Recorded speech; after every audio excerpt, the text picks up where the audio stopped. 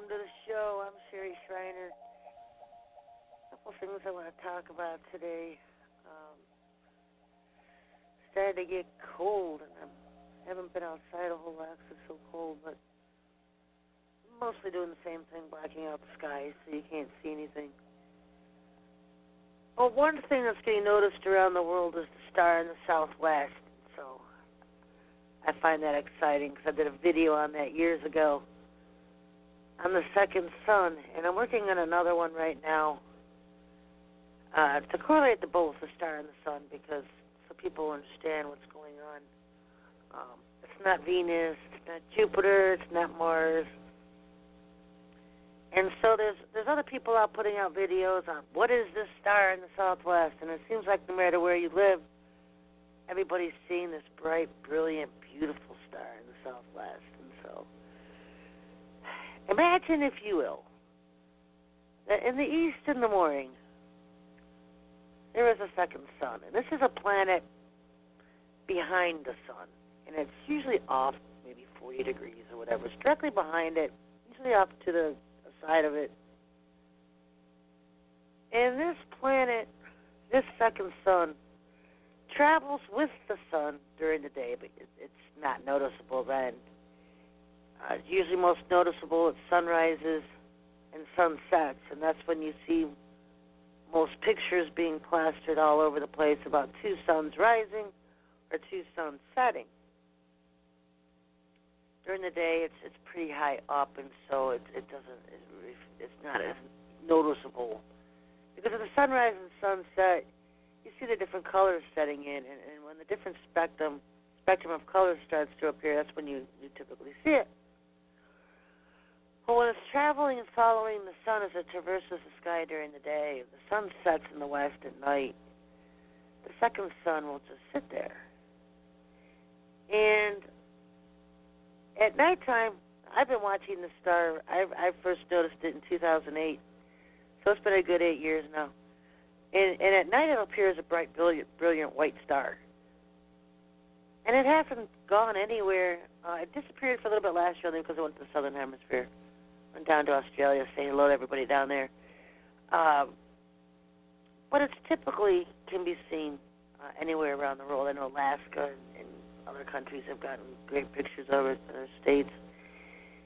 And so at night it'll appear as a brilliant white star. Sometimes it's very bronze. And I was looking at it the other day, and it was like a huge diamond shape in the sky. It was just brilliant. It was beautiful. It's gorgeous. This is what I call the second sun, the twin sun.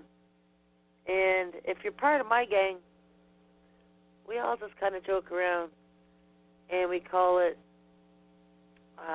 EP, Enoch's planet. And if you've been listening to my show for a while, you've probably heard that terminology, and you're thinking, what is Enoch's planet? And I know the Father and those in heaven all laughed and giggled that we call it Enoch's planet, because if you tell people what it really is, they wouldn't believe you.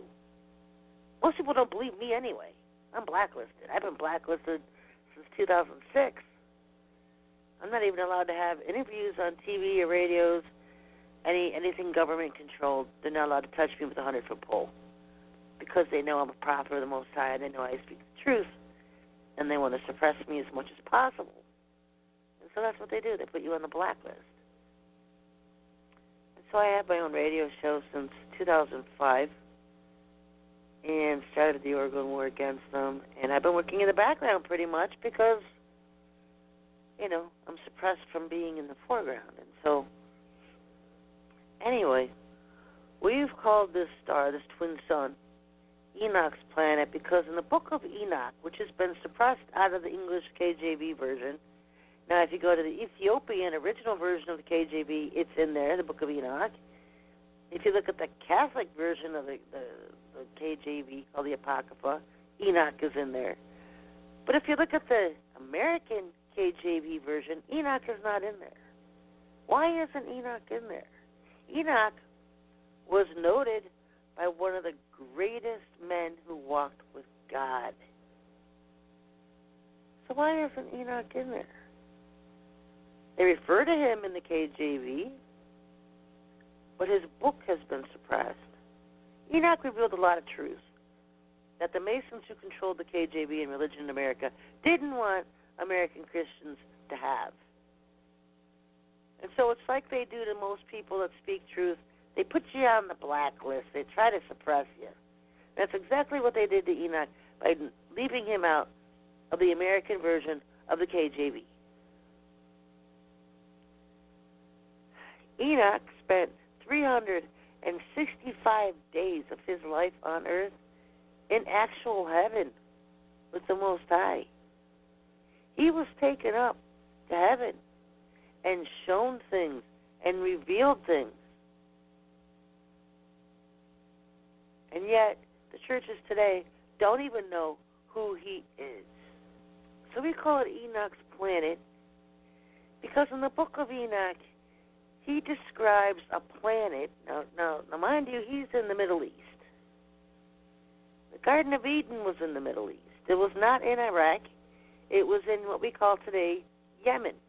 It was that whole area there of Jordan and Yemen and the Gulf of Aden, which is actually the Gulf of Eden. That is the area of the Garden of Eden. And so he's penning these words that the Father was building a planet, a place in heaven for the elect and the righteous between the north and the west. And he's describing this place, this abode, this residence, this habitation for the elect and righteous to go when they would die and leave the earth. And it was a planet from the Middle East, and he's looking at the north and the west. This was the place for the elect and the righteous. Now, what do we know is a place for the elect and the righteous to go when they die? They go to heaven. In Hebrews, it says to be absent from the body is to be present with the Lord, if you're a believer of His. And so when you leave this earth, you go to heaven. And what does Enoch say? That this place for the elect and the righteous, being built between the north and the west, is a planet. And this planet typically resides behind the sun. Anyone, well, I don't know if when you think of heaven, the light of the Father illuminates it. It illuminates it. That's the light of the sun. It illuminates heaven. In another dimension, the sun is something else. In this dimension, it looks like a hot lake of fire, because that's what it is in this dimension. So this planet, EP, has been making, it's astounding. I don't know, I've been watching it since 2008, when I first noticed it above my house. And there used to be two brilliant stars in the sky every night. That's what caught my attention. And, of course, if you listen to the astronomers, especially in Carrollton High School, they'll tell you it's Venus. Yeah. Or they'll start naming planets. It's all got to be a planet, because they're ignorant. They don't know anything. So I'm watching these planets, and I'm thinking, I know that the one. I didn't know what the other one was, but I knew the one was that Shema star the New Agers were talking about. Because what they wanted to do, they were trying to mimic the star of Bethlehem, have their big Bethlehem star in the sky to announce their arrival when they arrived to Earth. And so I found out the name of the star that they were describing, and it was Shema. I'm looking out at night, and I'm thinking one of those has to be Shema. I didn't know which one it was, but I'm thinking one of these has to be Shema. I don't know what the other one is. I had no idea at the time that was the heavenly planet, that was Enoch's, what we would call Enoch's planet. So I'm just thinking, there is no way I can get on a radio and say that's heaven. That's the heavenly planet Enoch spoke of. A place for the elect and the righteous. And so I just started calling it EP, Enoch's planet, because it's described in the book of Enoch.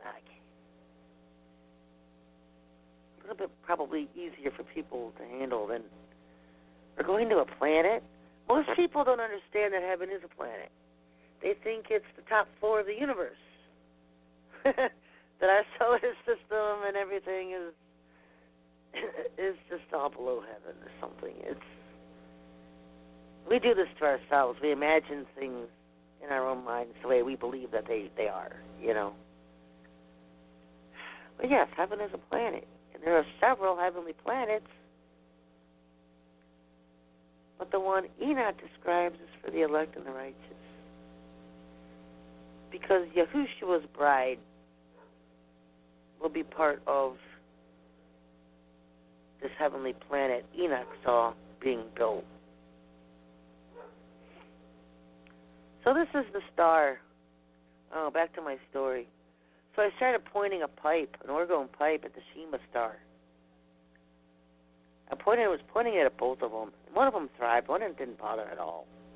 And the other one started turning yellow. Something in that Shima, because, you know, evil hates positive energy, especially my orgone. And so what eventually happened was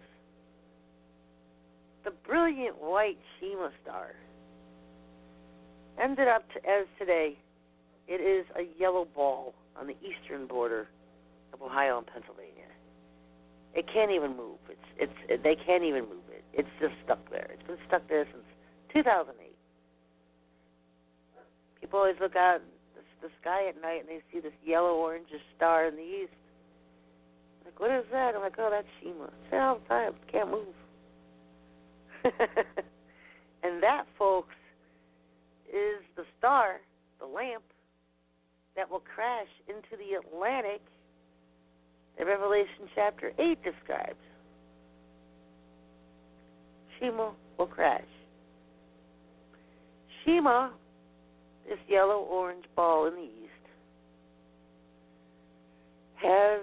is Lilith's home planet, rock, star, whatever you want to call it. It's not a gas ball, folks. None of these stars are gas balls. They're all planets. They're little planets, but they're planets. They might just be huge rocks that we think of because they don't have like trees and grass and that kind of thing. They're just these huge barren balls of rocks in space, like big asteroids. That's what they are. And they're hollowed out. And in the center of these stars, these big balls of rocks in space, is where they habitate. Or cohabitate, I don't know. But in Shima was the one that was, the whole V series was about, you know, because they show this big mall and this big metropolis, and that's Shima. That's what's inside Shima, a big metropolis type thing. And there's also a big golden temple to Lucifer there. And that's where Lilith has lived since she was banned off the earth when she left Adam. She was banned off the earth, but she comes back. That's where she's had all of her offspring.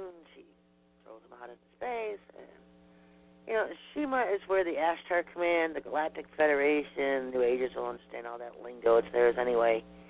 That's what they call them all and stuff. And that's where they're based at. So Shima has huge significance to Lilith and Lucifer's control on the earth. Because it's where they reside. It's where Maitreya and Sananda, and, you know, all of them, they have their temple there, their horror centers, you know, everything is there. Shima, it's huge. It's not like a starship, folks. It's like a miniature planet. Like a moon. Like a barren moon on the outside, but on the inside it's all hollowed out. That's what all these stars are like. I've told you, it's constellations. They're alien formations. They're habitations for these aliens, fallen angels. It's where they live. People think, oh, they're millions and millions of light years away from the Earth. They can get to Earth from Shima in 10 minutes. You just ride the portals. That's all you do. You follow the portals all the way to Earth. There's portals, there's gateways, entranceways. You can get from Shima to Earth in 10 minutes. You could get just about to Earth from any one of our constellations in probably 10 to 20 minutes. So it's not this humongous, belangering space travel thing they want you to believe. It's all hogwash, folks. They've always lied to you. So this southwest star in the night, the Father's been brilliantly seen.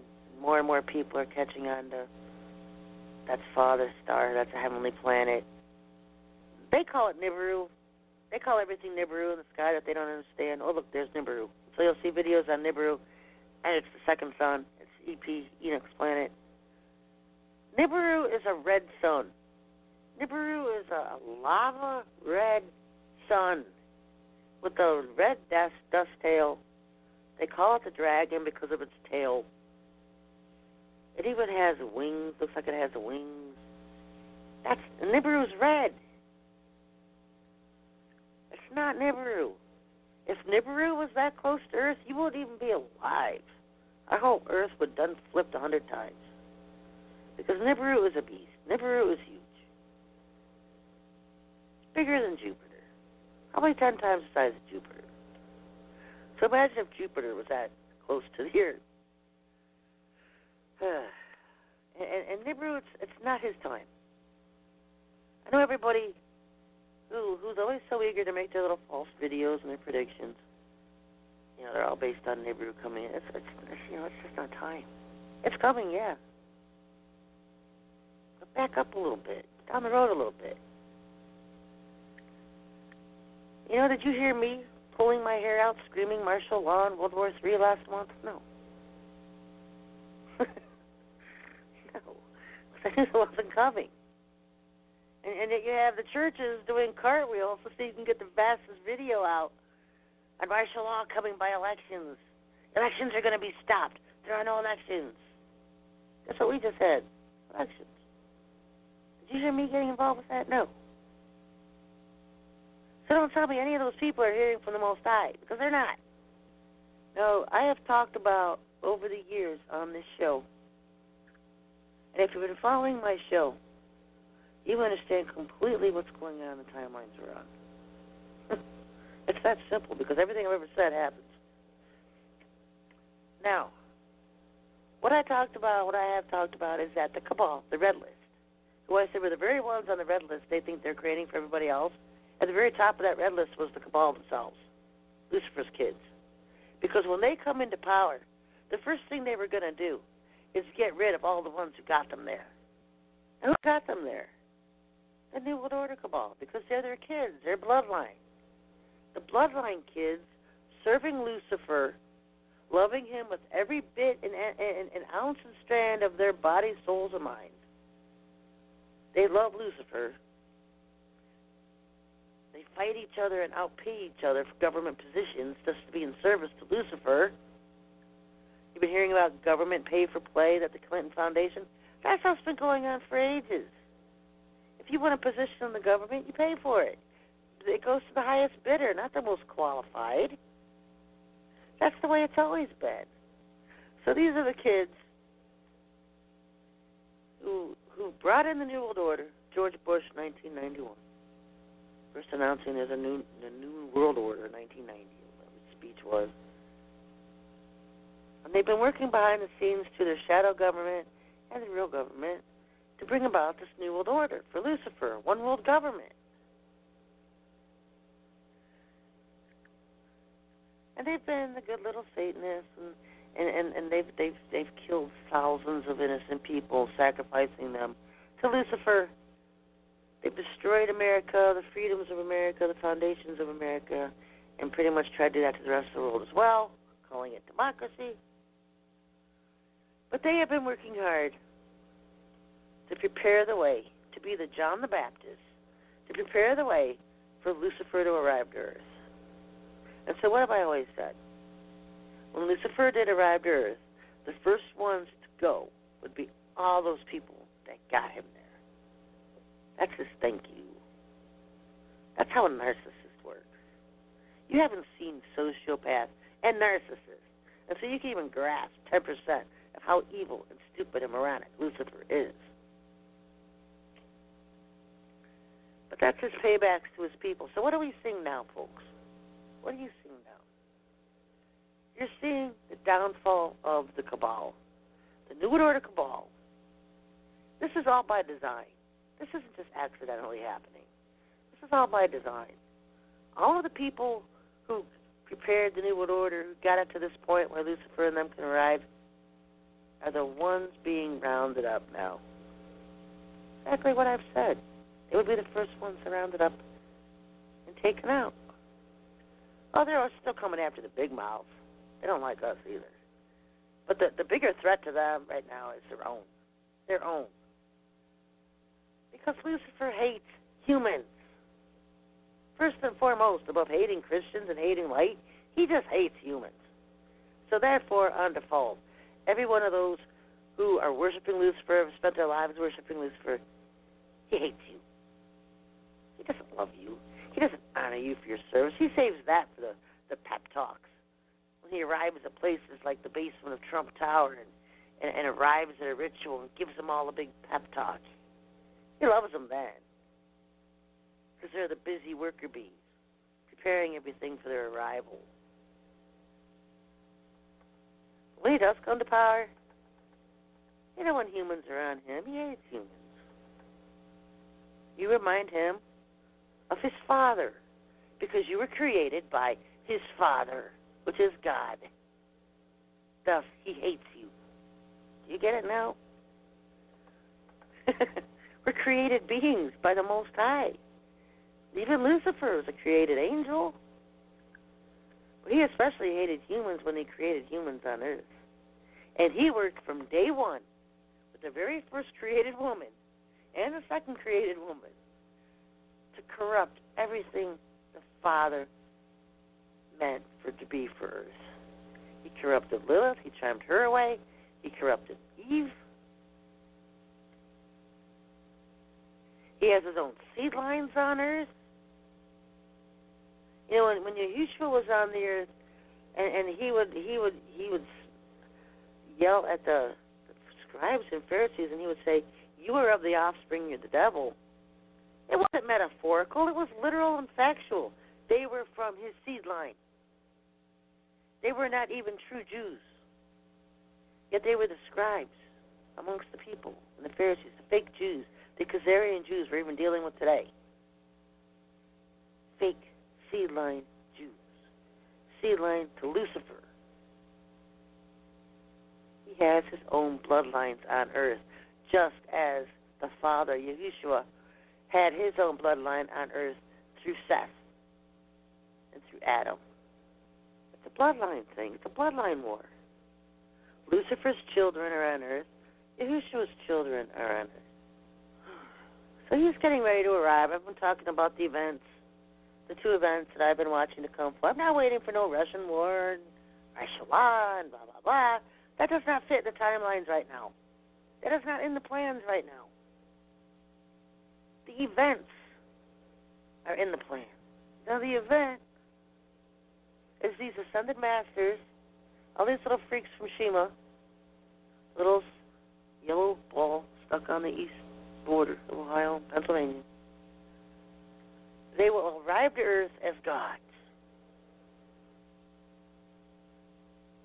And this is what all the New Agers are waiting for, and they call it the event. There's also another event coming, which I have been talking about for years, and one I'm more interested in. And that is why people are seeing EP in the Southwest and so brilliant and so diamond and so gorgeous. Because he's letting us know our redemption is here.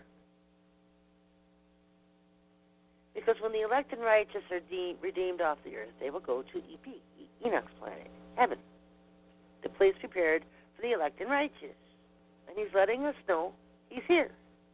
Now, he's been here throughout the years. But now he's allowing his presence to be made known.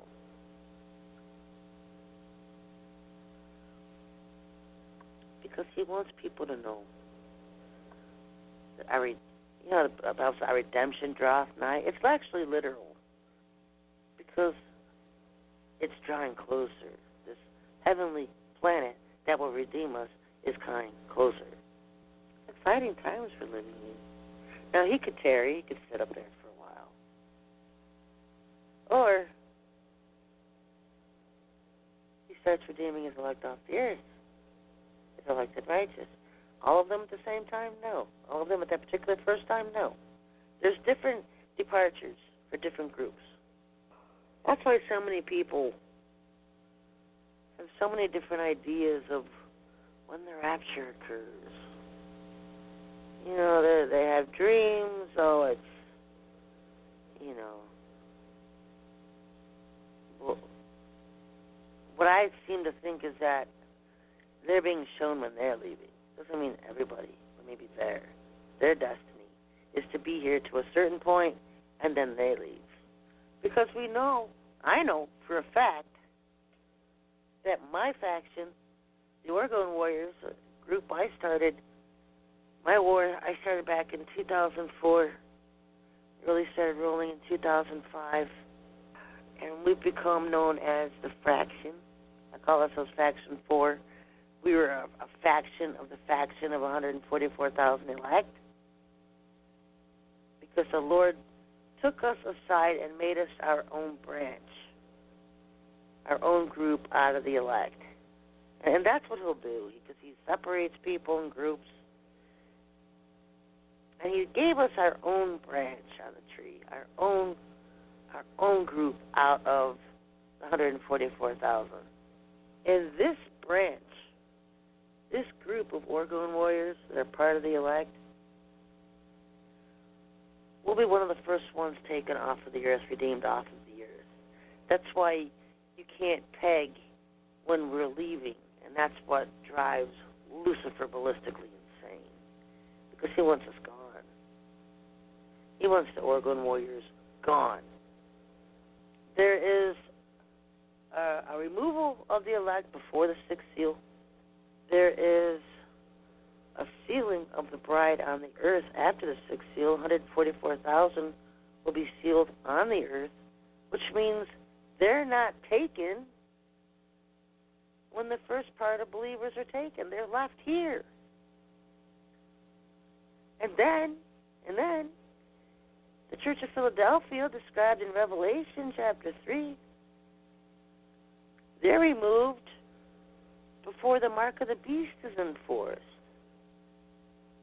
So that's another group of believers that are still hanging around after the first removal off the earth of the Lord's believers.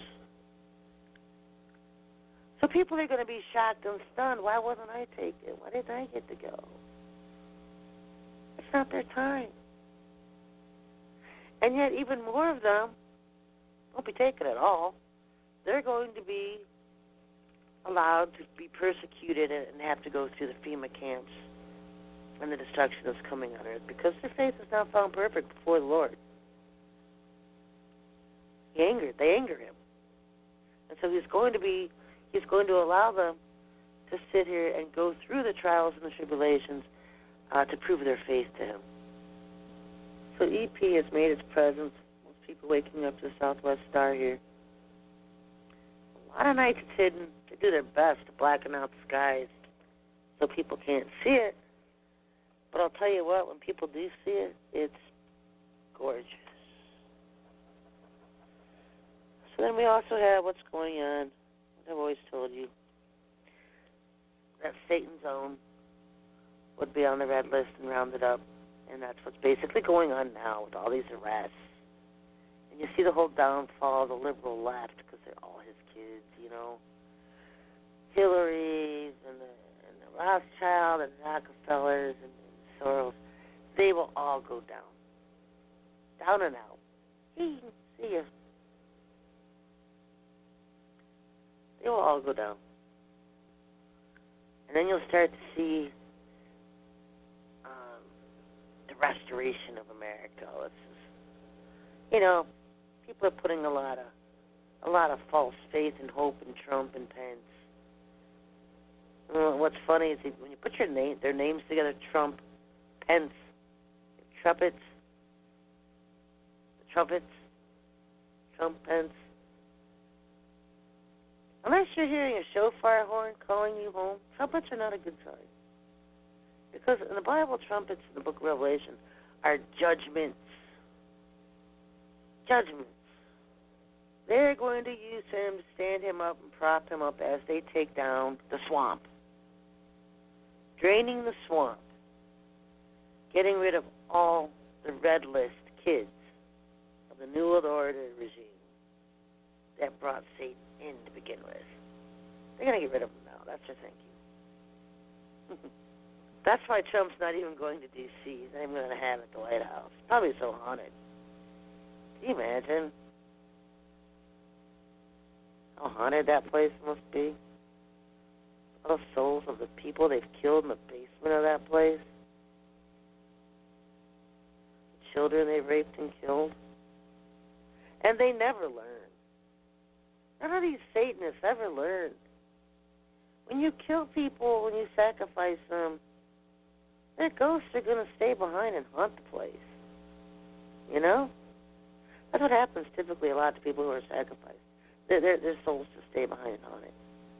And so they go to new places or build new places and then continue their sacrifices, and the same thing happens again. The whole souls start haunting the place. They're so stupid. But they don't learn. I mean, you would think they do, but they don't. They absolutely do not. They keep doing the same stuff over and over and over again.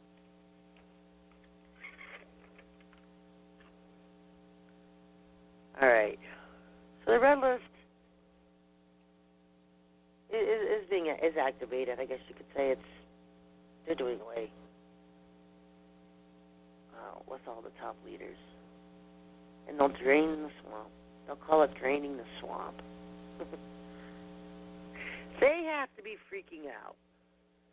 The 13 Illuminati bloodline families, you know, you hear about them taking off down to the Antarctica with John Kerry. They have to be freaking out because they're on the run. Their buddy Lucifer isn't here to step in and save them, and they're on the list for termination, basically. And when you're on that list of termination, there ain't no getting away from it. There's no place on this rock on earth you can hide from those who have been here for thousands of years already, the immortals. They know every place you're going, every place you can hide. It's not if they get you, it's when. Because they don't have hope in the Father protecting them. They have no hope in the Father. He's not one of theirs. They have to be terrified because they know now they're going to hell. They're going down. Most of them were killed anyway. I mean, I told you this was the year that soul scalping would reach the pinnacle, that it would be a massive soul scalping year. And all the humans would be soul scalped. But just because they're soul scalped doesn't mean they're dead. They're not dead until their body's dead. They just go off, either trapped in their bodies and just watch what's going on, like the secondhand backseat drivers of their own body, or they go into the fifth dimension somewhere. That's typically where the kids go. That's why I go and rescue the kids and take them to the Father, get them to the Father. But adults are a different story. It doesn't have me rescuing very many adults, I'll tell you that. So they're gotta be freaking. I laugh. I think it's funny. I think it's about time. They're such evil freaks. Spent their entire lives destroying innocent people, children. Oh, they had so much fun and good times, and joy and glee, killing and torturing and making the innocent suffer. I hope they have long, slow, torturous deaths. And you know, for the most part, a lot of them do. A lot of them do, because people think they're going to die. And when they go to hell, there's a big party waiting them. It's like in my book, Interview with the Devil, Lucifer was telling me about when Anton LaVey died. And so Lucifer has access to hell. He does not own and run hell. People think he does. He doesn't. But he has access to it, limited access. He can't take anybody out. That was all shut down after he went and got Eve. But the Father runs hell. Lucifer doesn't. But Lucifer has a little throne down there. He likes to have some fun, and the Father lets him. So Lucifer goes down there, and he meets Anton LaVey. When Anton LaVey was sacrificed by the devil cult in L.A., he didn't die of a heart attack. He was sacrificed. I think it was Halloween night. He was sacrificed. He was killed. Sacrificed to Satan. It was his time to go. So Anton LaVey shows up in hell. Thinks he's going to be a star. I mean, he's Anton LaVey. He did all this stuff for Satan on earth. Satan's going to love him, right? And so Lucifer sees him, and he's like, Anton LaVey, he said, his own words, Anton LaVey was looking at him like he wanted a big old hug, like he expected a big hug. And Lucifer, he's such a sociopath, and true to form, he just laughed. He just laughed at Anton LaVey. And there's nothing he can do for him. Once you die, Lucifer has no control of anything. And anything he doesn't. He admits it. When they're on earth, they're his. Once they die, he has no say in what happens to them. No say. He can't rescue them. He can't. He has no say in what happens. They go to immediate judgment in hell. He can visit with them in hell and laugh at them like he does. They can't keep them from hell. There's no nice part of hell to take them to. Like, oh, this was my greatest servant on earth. I'm going to take him over to this part of hell. It's not too bad here. He can sit here. No, he has no say. Judgment is of the Father. That's the one you fear, is the Father. Because those minions that operate hell, they're put there by the Father. He controls them. No, they're not angels. They're gross, demonic-looking things. Creatures that he makes work for him. They do what he tells them to do. It's the Father, the Most High God, who controls heaven and hell. So all these little 13 Illuminati families and their little offspring have to be completely terrified. Let me tell you what they did to Dick Cheney. This was told to me by several people, actually. He was killed back in the 90s or whatever, He's been replaced over the years. I think maybe it was in the early 2000s. I don't know exactly when. Cheney's never been a good guy. Dick Cheney is one of the worst of the worst. He was George Bush's little buddy, and they used to meet out at his ranch in Wyoming and have these human hunting parties. And they would also have these MK Ultra parties where they would bring in a group of MK Ultra girls or whoever was under, in their programs, and they would set them three naked through the forest. And if they found their way back without getting captured, they would be allowed to leave unharmed. Meanwhile, you've got all these people who pay to be involved, I guess, I don't know, going after them, hunting them down like they're animals. And, of course, when they get caught, they get beat up and raped. That's how it goes. The whole plot is to just get back without getting caught. And so they used to have these kind of parties all the time out at his ranch in Wyoming.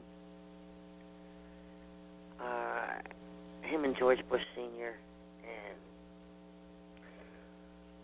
But I don't know why they decided to kill him, but they did. They killed Sr. too a long time ago. And when they killed Dick Cheney, and I don't remember the exact year they did, let me think if I can get a year here.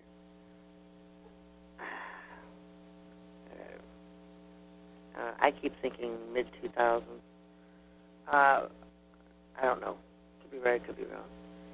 What they did was they plucked his eyes out. They plucked his eyeballs out.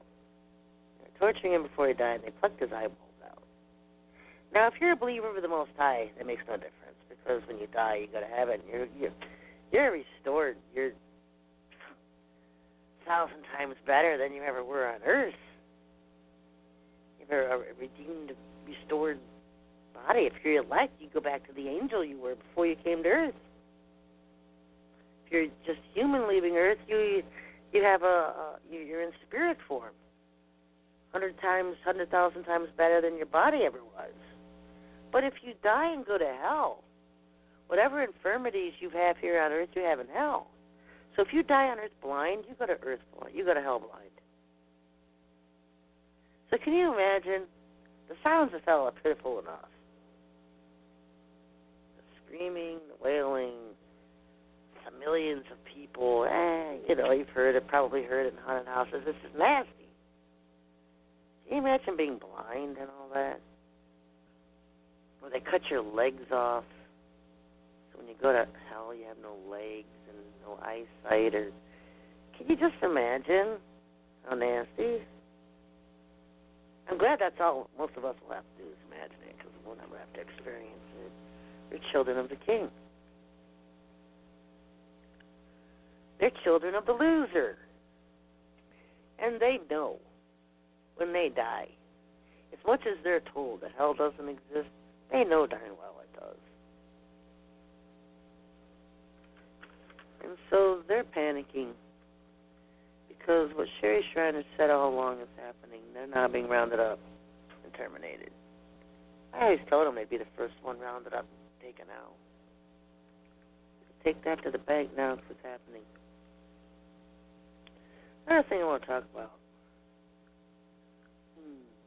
Gulf of Mexico. People like it when I drop truth bombs during the show.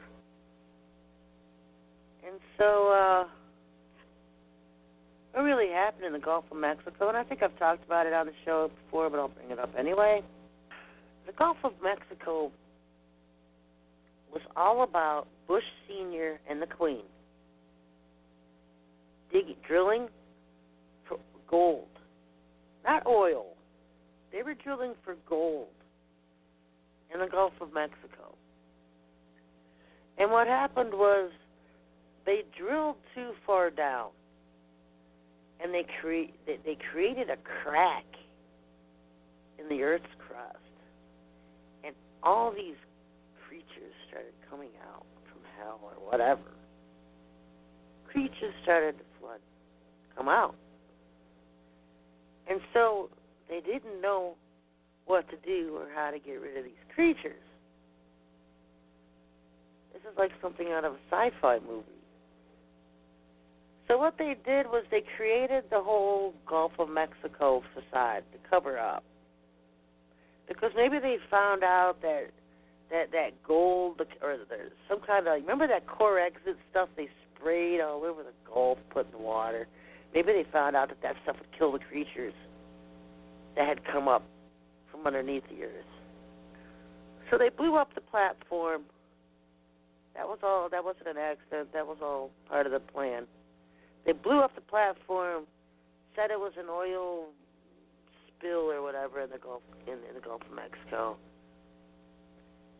and they went that whole route of BP oil spill. And then they started pumping all that oil in the Gulf, and then the core exit. And it was killing the fish and the birds in the Gulf, because they were trying to kill those creatures that had come up through the crack of the surface of the earth down there. I don't know what kind of creatures they were, but it was enough to freak them out, because they about near destroyed the whole darn Gulf trying to destroy those creatures.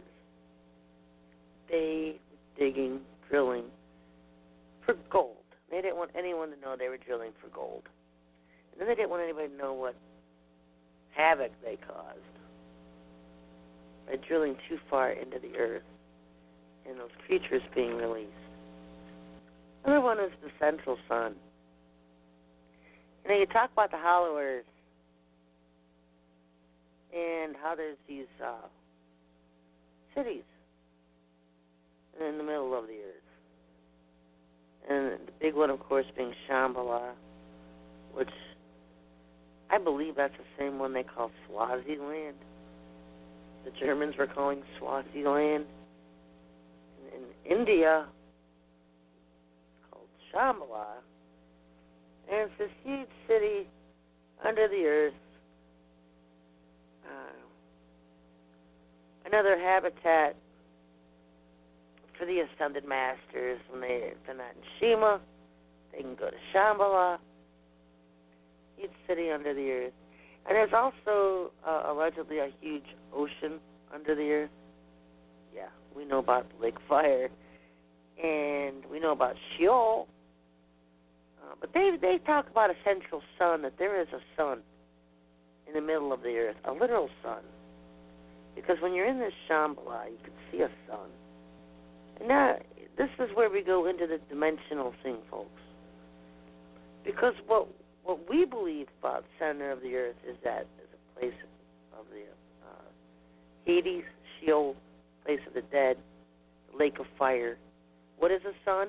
A lake of fire. Think of it that way instead of thinking of it as another Atlantic Ocean. I mean, that's what it looks like, theoretically. Another ocean. But it's also a sun. It's a lake of fire as well.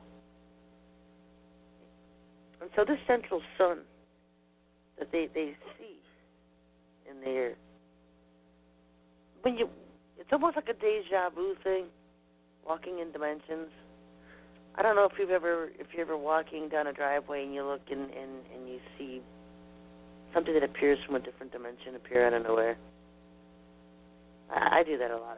I'll see military soldiers or whatever. It's just different dimensions. Like they're like ghosts, or like people, kids playing, and you're like, what's that? Not in this dimension. Sometimes dimensions will merge and you can get a blip of a different dimension. Well, death and hell are fourth dimension. And so that central sun, if you talk about seeing down Swaziland, Shambhala, whatever you want to call it, my money goes that's the lake of fire of hell. Because in hell it would be another dimension, fourth dimension, it's actually a lake of fire.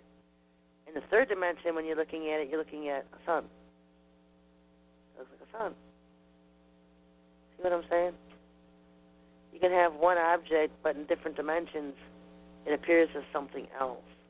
It's kind of hard to grasp, but that's why they're called dimensions. You know, it's different dimensions. Earth is very hollow. So yeah, I know a lot of people CIA trying to pull that flat Earth garbage, and I don't even allow it on my list anymore. I just boot it. It's so stupid.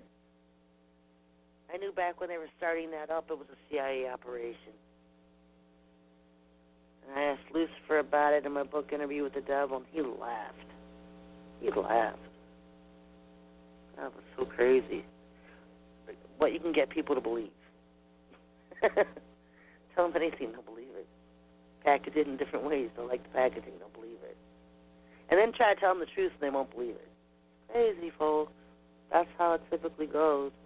People want the lies, they don't want the truth. There is an abyss. There's an abyss. Some people call it Sheol in the lake of fire. They refer to that as the abyss. And it is used in that way in biblical terms. But space is also the abyss. So when you see the term abyss in the Bible, it can be either referring to Sheol or space. You have to look at the Strong's and decide and determine which reference is used for that purpose, because it's one or the other. It's the abyss of space or the abyss that's Sheol, the lake of fire. Two different terms, two different things. Could be either one, depending on the context it's being used in, folks. Anyway, but things are heating up. Things will warm up because December and Christmas time is always there. one of their allotted times to come out of Shema or Shambhala and come on earth as gods, sons and masters. So, still waiting for the event. Watching and waiting, folks. Anyway, support this ministry, folks. Sherry's trying to hit the donate page and support the best ministry on this planet. Till next week, everybody. God bless.